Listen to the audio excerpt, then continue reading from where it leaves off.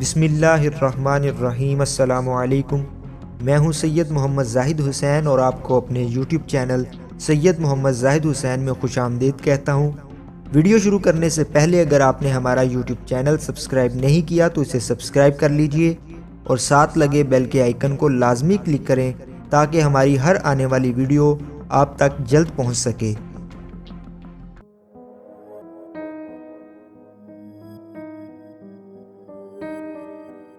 زندگی کے فریب میں ہم نے ہزاروں سجدے قضا کر ڈالے، ہمارے جنت کے سردار نے تو تیروں کی برسات میں بھی نماز قضا نہیں کی۔ تم ہاتھ باندھنے اور ہاتھ جوڑنے پر بحث میں لگے رہو اور دشمن تمہارے ہاتھ کاٹنے کی سازش میں لگے ہیں۔ سجدہ عشق ہو تو عبادت میں مزہ آتا ہے، خالی سجدوں میں تو دنیا ہی بسا کرتی ہے۔ لوگ کہتے ہیں کہ بس فرض ادا کرنا ہے، ایسا لگتا ہے کوئی قرض لیا ہو رب سے۔